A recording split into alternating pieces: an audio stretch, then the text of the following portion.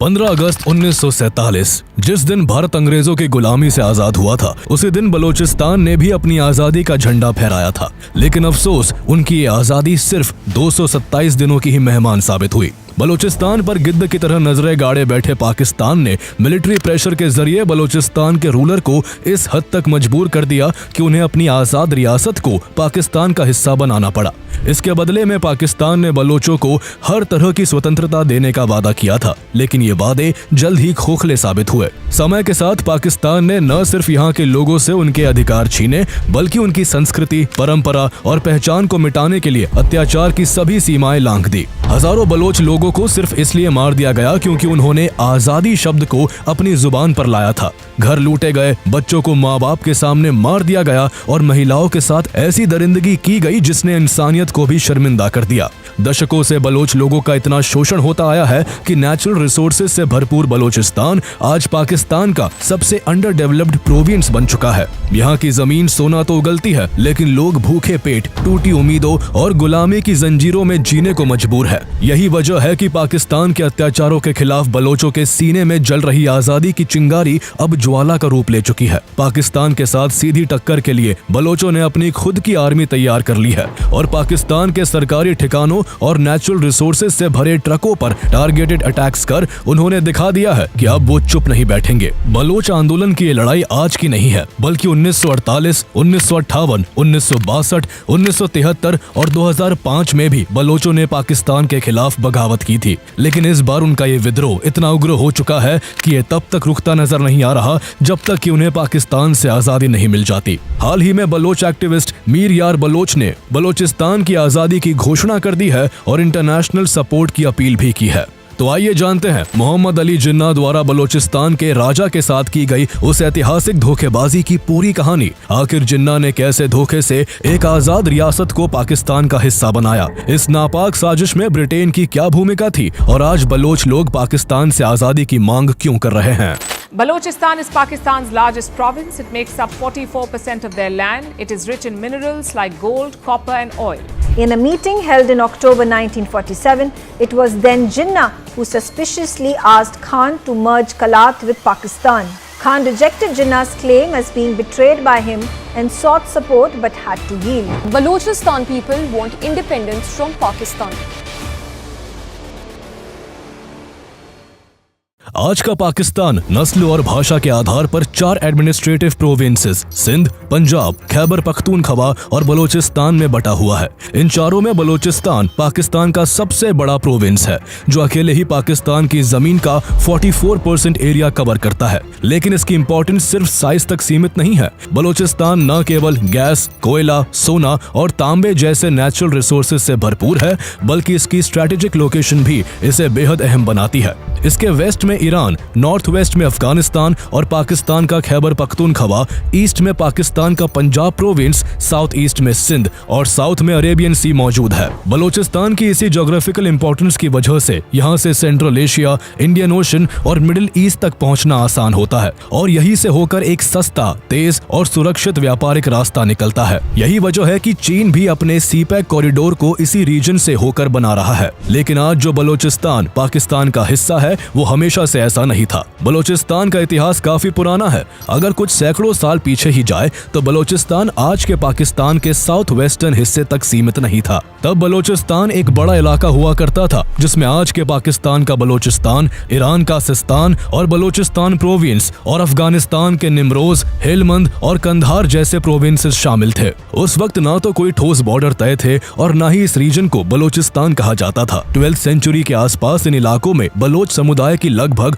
44 tribes रहा करती थीं। हर ट्राइब का अपना एक लीडर होता था और सभी ट्राइब्स अपने अपने ढंग से चलती थी। आपस में यूनिटी की कमी थी, जिस वजह से ये बार बार पर्शियंस, गजनवीद्स और अन्य रीजनल पावर से हमलों का शिकार बनती रही। इसी दौर में एक नाम मीर जलाल खान उभर कर सामने आया। मीर जलाल खान उस वक्त की सभी बलोच ट्राइब्स में एक हाईली रिस्पेक्टेड व्यक्ति थे। उनकी लीडरशिप क्वालिटीज और स्ट्रेटेजिक सोच को सभी ट्राइब्स मानती थी। ऐसे में मीर जलाल खान ने सभी ट्राइबल लीडर्स से अपील की कि अलग अलग रहने के बजाय अगर सभी बलोच ट्राइब्स एकजुट होकर रहें तो बलोच लोग न केवल बाहरी खतरों से खुद को बचा सकते हैं बल्कि अपनी पॉलिटिकल आइडेंटिटी भी स्टैब्लिश कर सकते हैं। उनकी ये बात सभी ट्राइब्स के लीडर्स को बहुत पसंद आई और पहली बार इन सभी 44 ट्राइब्स ने मिलकर एक कन्फेडरेसी का गठन किया। मीर जलाल खान को इस कन्फेडरेसी का पहला चीफ बनाया गया और इसे काउंसिल सिस्टम के तहत चलाया जाने लगा। इस कन्फेडरेसी ने बलोच पॉलिटिकल सिस्टम को शेप देने में बहुत इंपॉर्टेंट भूमिका निभाई और इसी ने आगे चलकर बलोचिस्तान की नींव रखी। मीर जलाल खान की इसी लीडरशिप की वजह से उन्हें founding father of the Balochistan कहा जाता है। मीर जलाल खान के 4 बेटे थे, रिंद खान, लशर खान, होत खान और कोरा खान। उनकी एक बेटी भी थी जिसका नाम बीबी जाटो था। आगे चलकर इन्हीं पांचों ने बलोचों की 5 बड़ी ट्राइब्स की स्थापना की जो रिंद, लशारी, कोराई, होत और जतोई के नाम से जानी गई। आने वाले समय में यही पांचों ट्राइब्स बलोचिस्तान की सोशल एंड पॉलिटिकल लाइफ का फाउंडेशन बनी। लेकिन ये यूनिटी ज्यादा दिन तक नहीं टिक सकी। 15वीं सदी आते आते रिंद और लशारी ट्राइब्स काफी ताकतवर हो चुकी थी। रिंद ट्राइब की कमान उस वक्त मीर चकर रिंद के हाथों में थी और उन्होंने अपनी मिलिट्री पावर और लीडरशिप से बलोचिस्तान का प्रभाव पंजाब और सिंध के कई हिस्सों तक फैला दिया था। रिंद ट्राइब की बड़ी हुई ताकत से लशारी ट्राइब के लीडर्स इनसिक्योर फील करने लगे और धीरे धीरे यही तनाव दोनों ट्राइब्स के बीच एक बड़े युद्ध में बदल गया जो अगले 30 सालों तक चला। ये युद्ध बलोच इतिहास का सबसे भयानक युद्ध माना जाता है। इस वॉर के बाद 16th सेंचुरी में फर्स्ट बलोच कन्फेडरेसी पूरी तरह से बिखर गई और बलोचिस्तान 3 हिस्सों मकरान, डेरा जात और कलात कन्फेडरेसी में बंट गया। जब बलोचों के बीच सत्ता को लेकर आंतरिक संघर्ष जारी था, ठीक उसी समय भारत में मुगल और पर्शिया में सफेविड्स डायनेस्टी तेजी से शक्तिशाली हो रही थी। ऐसे में फर्स्ट बलोच कन्फेडरेसी के पतन के बाद एक्सटर्नल थ्रेट से बचने के लिए बलोचों के लिए फिर से किसी पॉलिटिकल सिस्टम के तहत एकजुट होना जरूरी हो गया था। उस समय बलोचों में सबसे ज्यादा ऑर्गेनाइज्ड और स्टेबल सिस्टम कलात कॉन्फेडरेसी में था। वह अहमदजाई बलोच डायनेस्टी के शासक मीर अहमद खान का शासन था। इसीलिए सभी बलोच ट्राइब्स ने मिलकर कलात कॉन्फेडरेसी के अंडर एक सेंट्रल अथॉरिटी का गठन किया जिसे खानेत ऑफ कलात कहा गया। मीर अहमद खान इस नए संगठन के पहले खान ऑफ कलात बने, जिनकी लीडरशिप में बलोचिस्तान फिर से एक राजनीतिक इकाई की तरह उभरने लगा। खानेत ऑफ कलात की सबसे बड़ी ताकत तब बनी जब मीर अहमद खान के पोते मीर नासिर खान I पावर में आए। उनके शासन काल में खानेत टेरिटोरियल एक्सपेंशन और मिलिट्री स्ट्रेंथ के मामले में अपने पीक पर था।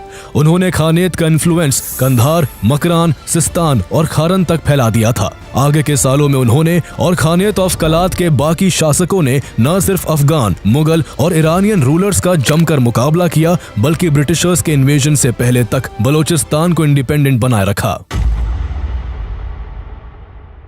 19th सेंचुरी की शुरुआत में रशियन एम्पायर और ब्रिटिश एम्पायर के बीच सेंट्रल और साउथ एशिया में अपने इन्फ्लुएंस को बढ़ाने की एक जबरदस्त दौड़ शुरू हो चुकी थी, जिसे इतिहास में द ग्रेट गेम कहा जाता है। रशियन एम्पायर के सेंट्रल एशिया में तेजी से बढ़ते कंट्रोल को देखकर ब्रिटिश एम्पायर को अपनी सबसे बड़ी कॉलोनी इंडिया को रशियन एम्पायर के हाथों खोने का डर सताने लगा था। इसलिए ब्रिटिशर्स ने अफगानिस्तान को एक बफर स्टेट बनाने के प्रयास शुरू कर दिए ताकि ब्रिटिश इंडिया और रशियन एम्पायर के बीच एक सेफ्टी जोन तैयार किया जा सके। लेकिन इस योजना में सबसे बड़ी रुकावट अफगानिस्तान में रशियन बैक्ड गवर्नमेंट थी। ब्रिटिशर्स को डर था कि अगर अफगान रूलर मजबूत हुआ तो रशियन एम्पायर उसे यूज करके इंडियन सबकॉन्टिनेंट में अपना इन्फ्लुएंस बढ़ा सकता है। इसलिए ब्रिटिशर्स ने अफगानिस्तान में एक पपेट गवर्नमेंट बैठाने का प्लान बनाया। भारत से अफगानिस्तान जाने के लिए खैबर पास सबसे सीधा रास्ता था, लेकिन उस समय उस पर सिख एम्पायर के महाराजा रणजीत सिंह का कंट्रोल था। जब ब्रिटिशर्स ने अपनी आर्मी को वहां से गुजारने की परमिशन मांगी तो महाराजा रणजीत सिंह ने साफ मना कर दिया। ऐसे में ब्रिटिशर्स के पास अपनी सेना को अफगानिस्तान तक पहुंचाने के लिए बलोचिस्तान में मौजूद बोलन पास दूसरा रास्ता था। उस समय बोलन पास पर खान ऑफ कलात मेहराब खान का कंट्रोल था। इसलिए 1838 में अंग्रेजों ने मेहराब खान के साथ एक एग्रीमेंट किया जिसमें ब्रिटिश आर्मी को बोलन पास से सेफ पैसेज देने की बात तय हुई। लेकिन इस एग्रीमेंट से खानेत ऑफ कलात के कई अधिकारी और बलोच ट्राइब्स खुश नहीं थे। इसका नतीजा ये हुआ कि जब फर्स्ट अफगान वॉर के दौरान ब्रिटिश ट्रूप इस रास्ते से गुजरे तो कुछ बलोच ट्राइब्स ने उन पर हमला कर दिया, जिसमें कई ब्रिटिश ऑफिसर्स मारे गए। ऐसे हमलों के बाद ब्रिटिशर्स को लगने लगा कि ये हमले मेहराब खान के कहने पर हो रहे हैं। इसलिए अफगानिस्तान में जब ब्रिटिशर्स की आर्मी अपने पपेट शाह शुजा को गद्दी पर बैठाकर वापस लौटी तो उसने 1839 में कलात पर हमला कर दिया। मेहराब खान ने अंग्रेजों का मुकाबला करने की कोशिश की, लेकिन इस क्लैश में वो मारे गए, जिसके चलते 13 नवंबर 1839 को ब्रिटिशर्स ने यहाँ अपने एक वफादार आदमी शाह नवाज को नया खान ऑफ कलात बना दिया। इस तरह से बलोचिस्तान में ब्रिटिश इंटरफेरेंस की असली कहानी शुरू हुई, जिसने आने वाले समय में बलोचों की जिंदगी के साथ होने वाले खिलवाड़ की नींव रखना शुरू कर दी थी। आगे ब्रिटिशर्स ने मिलिट्री पावर के डर और पैसे के लालच के जरिए खानियत ऑफ कलात पर अपने फुल कंट्रोल के लिए खान ऑफ कलात से कई एग्रीमेंट्स पर साइन करवाए। 1854 में ट्रीटी ऑफ खानगढ़ और अन्य ट्रीटीज के तहत ब्रिटिश गवर्नमेंट ने लॉयल्टी और कलात के रास्ते अफगानिस्तान तक मिलिट्री एक्सेस देने के बदले में खान ऑफ कलात को 50,000 रुपए की ईयरली सब्सिडी देना शुरू किया। 1876 में ब्रिटिशर्स ने कलात में अपने प्रभाव को और मजबूत करने के लिए खान ऑफ कलात के साथ ट्रीटी ऑफ कलात साइन की, जिसके तहत कलात और उससे जुड़ी लास बेला, मकरान और खारन जैसी सब्सिडरी स्टेट्स को ब्रिटिश प्रोटेक्टोरेट बना दिया गया, जिन पर Khan of Kalat indirectly rule करते थे। इसके साथ ही ब्रिटिशर्स ने कलात को सिक्किम और भूटान की तरह कैटेगरी बी में रखते हुए इंटरनल ऑटोनॉमी ग्रांट की और खान ऑफ कलात को हर साल दी जाने वाली सब्सिडी को 50,000 से बढ़ाकर 1 लाख रुपए कर दिया गया। इस ट्रीटी के बाद कलात स्टेट के एक्सटर्नल अफेयर्स पूरी तरह ब्रिटिश कंट्रोल में आ गए और ब्रिटिशर्स को कलात के अंदर ट्रूप्स रखने का अधिकार मिल गया। इतना ही नहीं, अंग्रेजों ने बलोचों के कुछ नदर्न हिस्से को सीधे तौर पर अपने कब्जे में ले लिया, जिसे ब्रिटिश बलूचिस्तान के नाम से जाना गया। ब्रिटिशर्स ने न सिर्फ बलोचों की जमीन को तोड़ा, बल्कि उनके आसपास के देशों पर्शिया और अफगानिस्तान से बाउंड्रीज ड्रॉ करते हुए दोनों ही देशों के शासकों को खुश करने के लिए बलूचिस्तान के कुछ हिस्से दे दिए गए, ताकि वो यहाँ रशियन इन्फ्लुएंस को रोकने में ब्रिटिशर्स की मदद करे। एक और जहाँ 1871 में गोल्डस्मिथ लाइन खींचकर बलूचिस्तान का 1/4 हिस्सा पर्शिया को दे दिया गया, तो वही बलूचिस्तान का कुछ हिस्सा अफगानिस्तान के हिस्से चला गया। इस तरह ब्रिटिश एम्पायर ने अपने स्ट्रेटेजिक इंटरेस्ट के लिए न सिर्फ बलूचिस्तान की ज्योग्राफी को टुकड़ों में बांटा, बल्कि वहां की पॉलिटिकल यूनिटी को भी बर्बाद कर दिया। ब्रिटेन ने यहां भारत की आजादी तक अपना प्रेजेंस बनाए रखा।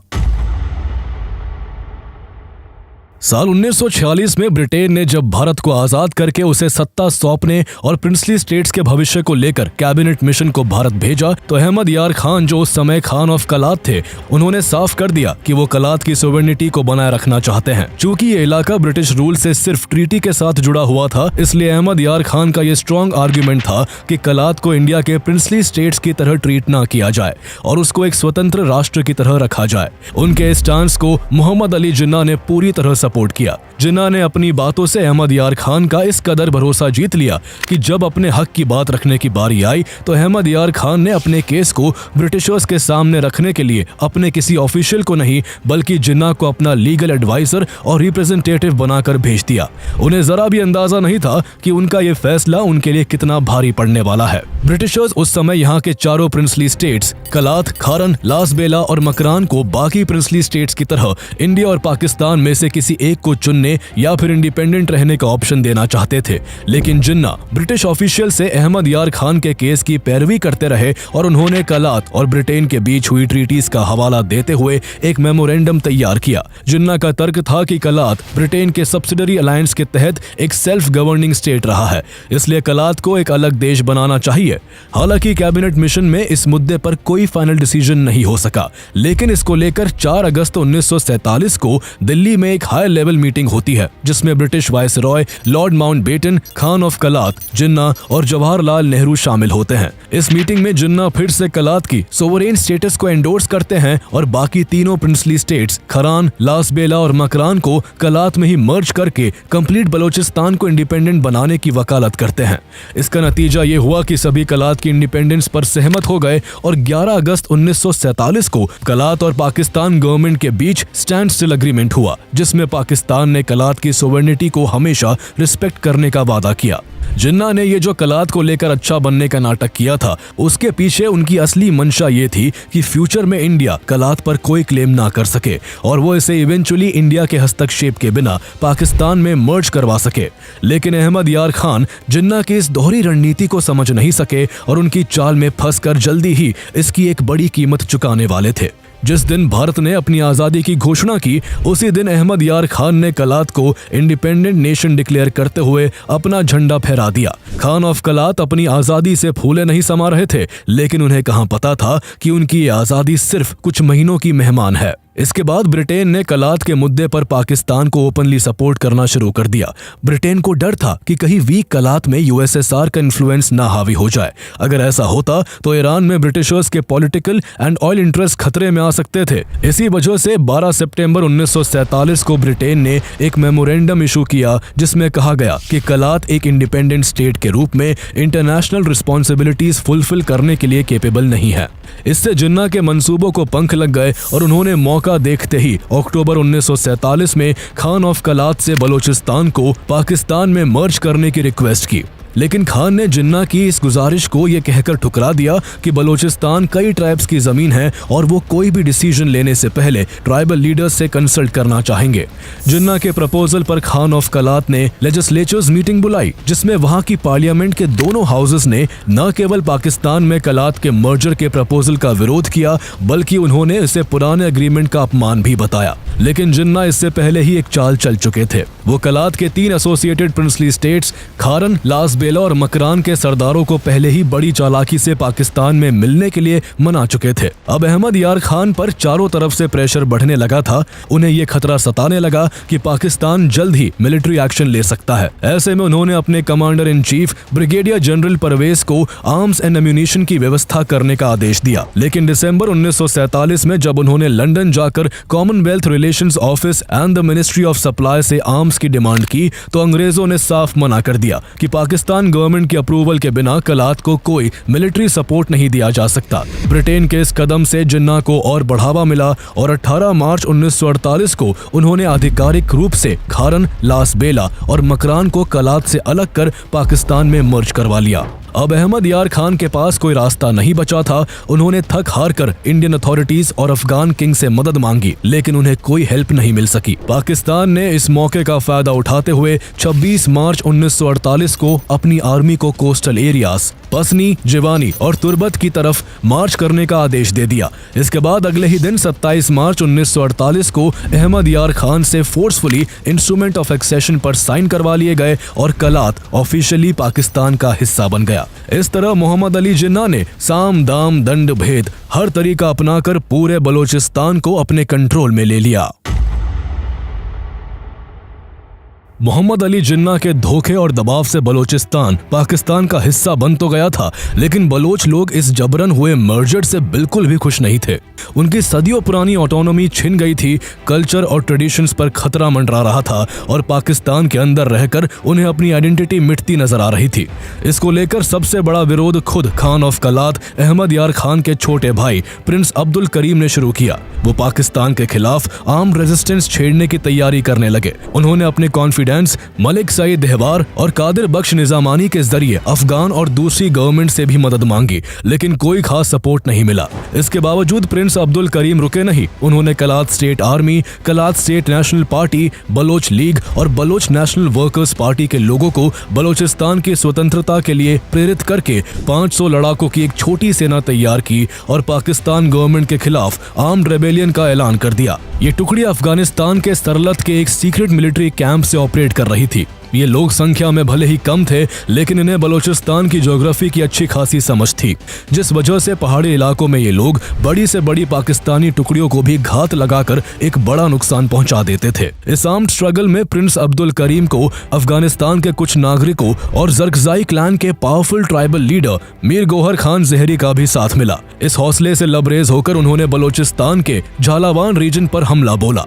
इस तरह प्रिंस करीम 1 साल तक बहादुरी से लड़े और पाकिस्तानी सरकार की नाक में दम करके रख दिया। आखिरकार थक हार कर पाकिस्तानी नेताओं ने प्रिंस अब्दुल करीम को एक संदेश भेजा जिसमें उन्हें बातचीत के लिए इनवाइट किया गया। कुरान की कसम खाकर उनसे वादा किया गया कि अगर वो बातचीत के लिए आएंगे तो उनकी मांगों को ध्यान में रखा जाएगा और उन्हें गिरफ्तार भी नहीं किया जाएगा। प्रिंस अब्दुल करीम ने भी इस्लाम और कुरान की इज्जत करते हुए भरोसा किया और वार्ता के लिए कलात लौट आए। लेकिन जैसे ही प्रिंस लौटे पाकिस्तान ने कुरान की कसम को तोड़ते हुए उन्हें और उनके साथियों को गिरफ्तार करके करके जेल में डाल दिया और इस विद्रोह को बेरहमी और बेईमानी से कुचल डाला। इस क्रैकडाउन के बाद कई सालों तक बलूचिस्तान में कोई बड़ा विद्रोह नहीं हुआ, लेकिन 1955 में एक बार फिर हालात बदलने लगे। उस समय पाकिस्तान वेस्ट पाकिस्तान और ईस्ट पाकिस्तान इन दो हिस्सों में बटा हुआ था। वेस्ट पाकिस्तान में 4 प्रांत Sindh, north west frontier province यानी NWFP, पंजाब और बलूचिस्तान प्रोविंस थे। इन्हें यूनिफाई करने के नाम पर पाकिस्तान गवर्नमेंट 1 यूनिट स्कीम लेकर आई, जिसके तहत वेस्ट पाकिस्तान के चारों प्रांतों को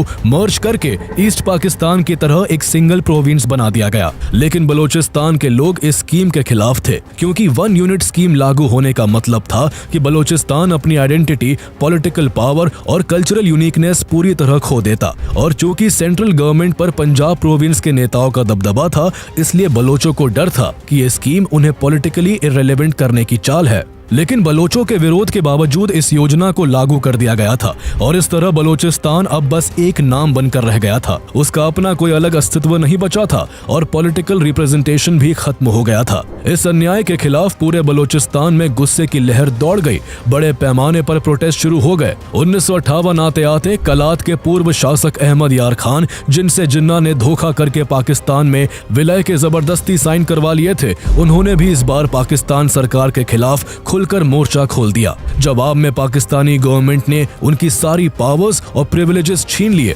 और उन्हें अरेस्ट कर लिया। इससे बलोच समुदाय और ज्यादा आक्रोशित हो गया।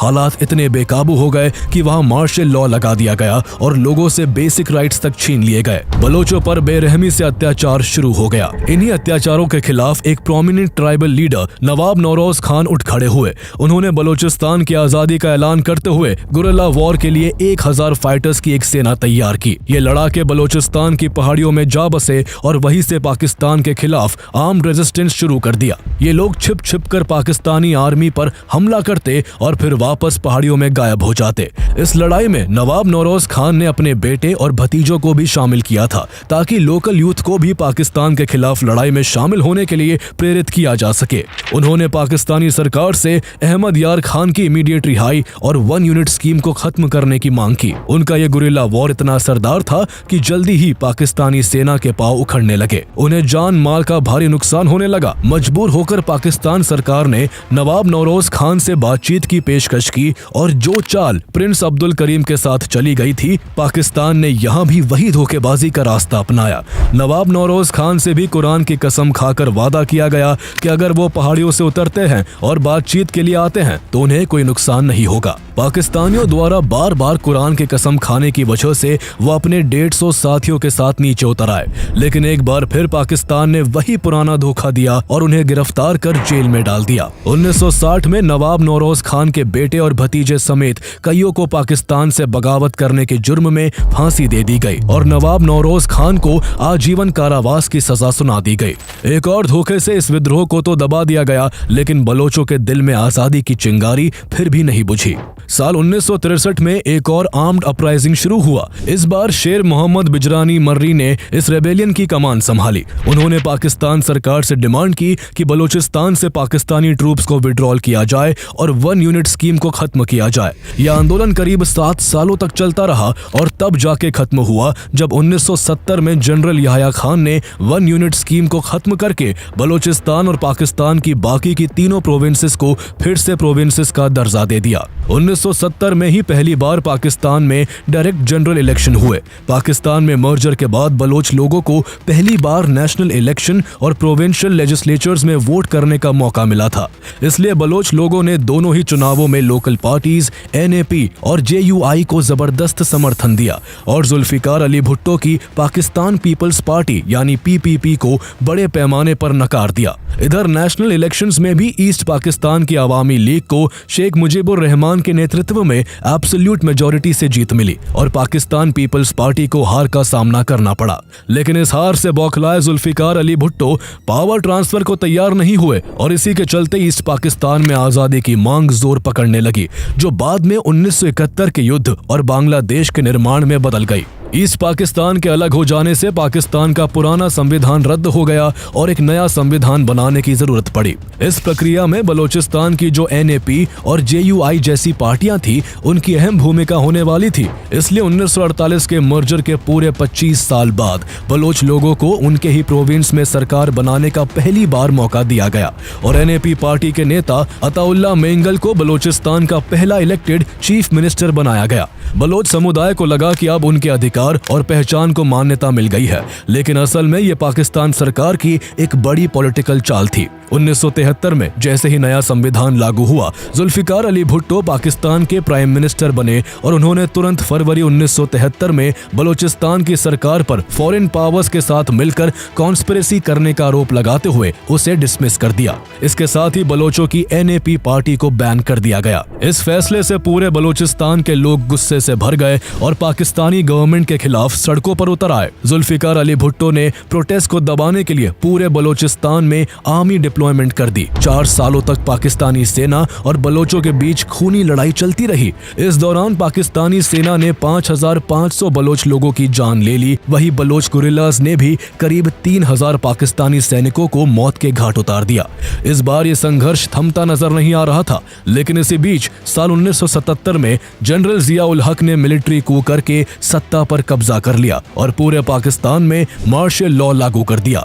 बलोचिस्तान में स्थिति को संभालने के लिए उन्होंने लेफ्टिनेंट जनरल रहीमुद्दीन खान को वहां का गवर्नर बना दिया, जिन्होंने बलोचिस्तान में जारी मिलिट्री ऑपरेशन को बंद करने का आदेश दिया। इसके साथ ही उन्होंने बलोच लीडरशिप को आइसोलेट कर दिया और धीरे धीरे स्थिति पर कंट्रोल कर लिया, जिससे यहां अगले कई सालों तक कोई बड़ा विद्रोह नहीं हो सका।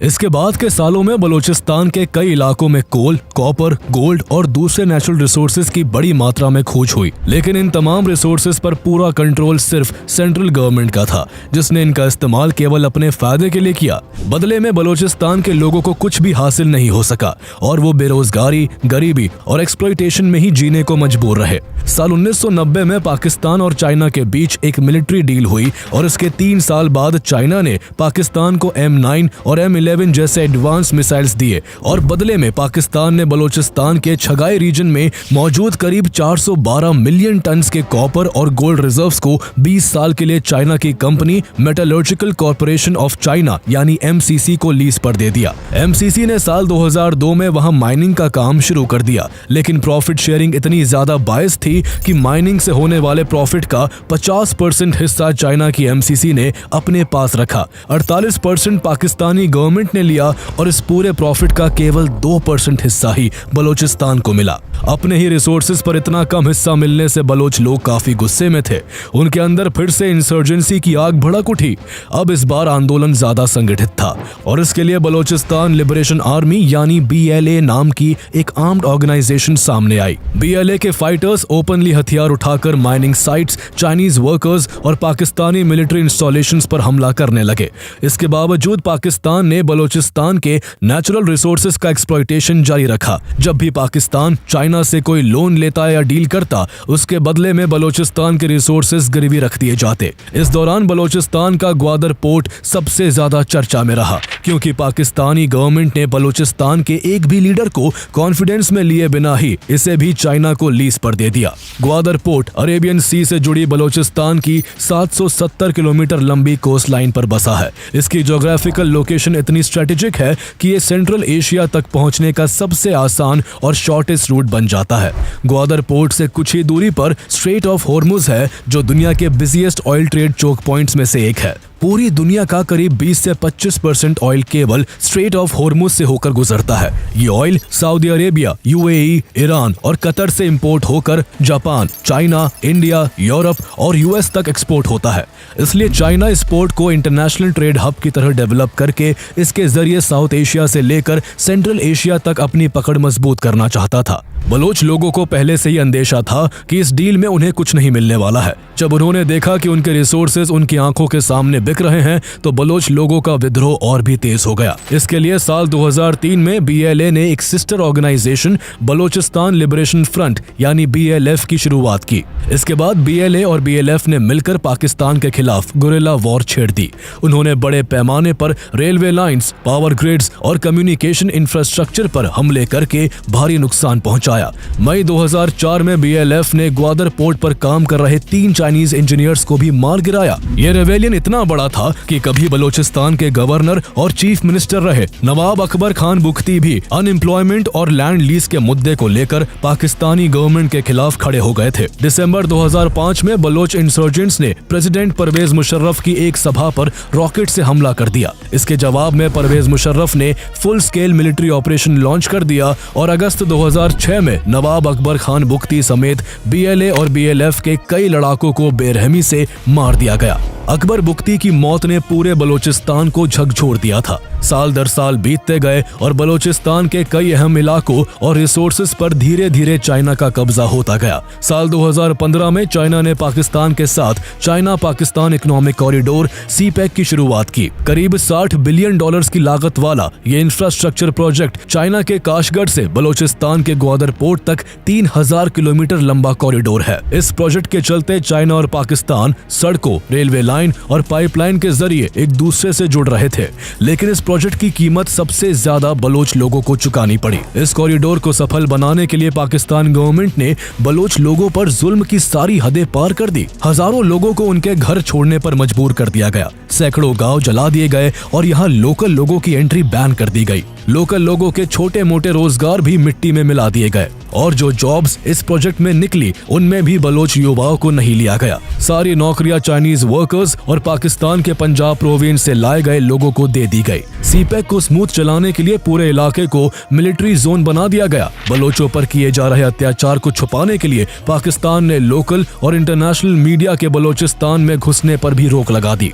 इसलिए एक तरफ जहां बलोच नेशनल मूवमेंट BNM जैसे political groups awareness campaigns, press releases और पीसफुल प्रोटेस्ट के जरिए दुनिया का ध्यान बलोचिस्तान में इस ह्यूमन राइट्स क्राइसिस की तरफ खींचने लगे, तो वहीं दूसरी ओर इंसर्जेंट ग्रुप BLA पाकिस्तान और चाइना की ज्यादतियों का हथियारों से सामना करता रहा। अगस्त 2018 में BLA ने दलबंदिन एरिया में कई चाइनीज इंजीनियर्स की हत्या कर दी और फिर नवंबर 2018 में कराची के हाई सिक्योरिटी चाइनीज कॉन्सुलेट पर हमला करके साफ कर दिया कि अब बलोचिस्तान अपने हक के लिए किसी भी हद तक जा सकता है। इन दोनों हमलों के बाद BLA के एक्स चीफ असलम बलोच ने एक वीडियो जारी करके चाइना को सीधी धमकी देते हुए कहा कि या तो बलोचिस्तान छोड़ दो या फिर बलोच लोगों के गुस्से का सामना करने के लिए तैयार रहो। बलोचिस्तान में एक्टिव अलग अलग इंसर्जेंट ग्रुप समझ गए हैं कि अगर उन्हें आजादी चाहिए तो एकजुट होना होगा। इसी के चलते छोटे छोटे ग्रुप्स को एक साथ लाने की कोशिश की गई और 2018 में बलूच राजी अजोई संगर BRAS और फिर 2022 में बलूच नेशनलिस्ट आर्मी BNA का गठन हुआ। बलोचों के इन संगठनों के यूनाइट होने के बाद से बलोचिस्तान में फ्रीडम मूवमेंट को जबरदस्त रफ्तार मिली है। अब तक BLA, BLF और BNA ने मिलकर सैकड़ों बार चाइनीज प्रोजेक्ट्स और पाकिस्तानी गवर्नमेंट के इंफ्रास्ट्रक्चर पर हमला किया है। दर्जनों चाइनीज सिटीजन्स, इंजीनियर्स और वर्कर्स मारे जा चुके हैं।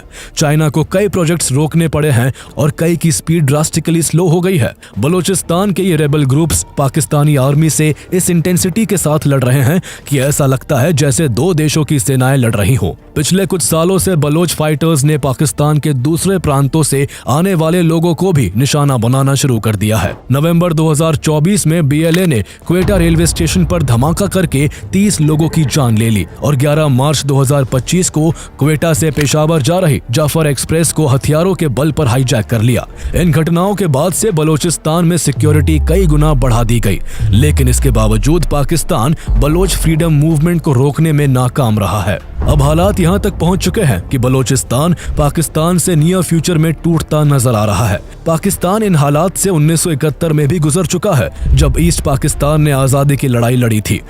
1970 में जैसे ईस्ट पाकिस्तान के लीडर्स को साइलेंस किया गया, आज वही चीज बलोचिस्तान में दोहराई जा रही है। जैसे तब फंडिंग रोकी गई थी, आज बलोचिस्तान में भी वही हाल है। और पाकिस्तान का सबसे रिसोर्सफुल प्रोविंस होने के बाद भी बलोचिस्तान उसका सबसे पिछड़ा हुआ प्रांत बना हुआ है। हाल यह है कि बलोचिस्तान की 70% पॉपुलेशन गरीबी रेखा से नीचे जिंदगी जी रही है। 1971 में ऑपरेशन सर्च लाइट के दौरान जैसे ईस्ट पाकिस्तान में नेताओं और लोगों की बेरहमी से हत्याएं हुई थी, ऐसे ही बलोचिस्तान में से हजारों लोगों को गायब कर दिया गया है। इसलिए 1971 में जैसे अपनी मनमानी और तानाशाही के चलते पाकिस्तान ने ईस्ट पाकिस्तान को खोया था, वैसे ही वो बलोचिस्तान को भी खोने की कगार पर आ चुका है। हाल ही में बलोच लीडर मीर यार बलोच ने पाकिस्तान से इंडिपेंडेंस की घोषणा करते हुए ऐलान किया है, we are not Pakistani, we are Balochistani. उन्होंने भारत से समर्थन मांगा और न्यू दिल्ली में एक बलोच एम्बेसी खोलने की भी मांग रखी। इस तरह बलोच लोग पाकिस्तान को हर तरफ से घेर रहे हैं। जहां डिप्लोमेटिक लड़ाई जारी है, तो वही बलोच लिबरेशन आर्मी पाकिस्तान के खिलाफ एक जोरदार युद्ध लड़ रही है। ऑपरेशन हिरोफ 2.0 के तहत हाल फिलहाल में ही पाकिस्तान की 58 मिलिट्री पोस्ट और सिक्योरिटी इंफ्रास्ट्रक्चर पर 78 से ज्यादा हमले किए जा चुके हैं। अब बलोचिस्तान की लड़ाई केवल एक राज्य के अधिकार की नहीं, बल्कि एक नेशन बनने की लड़ाई बन चुकी है। ऐसे में देखना होगा कि बलोच लोग दशकों के संघर्ष के बाद कब तक अपनी आजादी ले पाते हैं और खुद का एक अलग देश बना पाते हैं।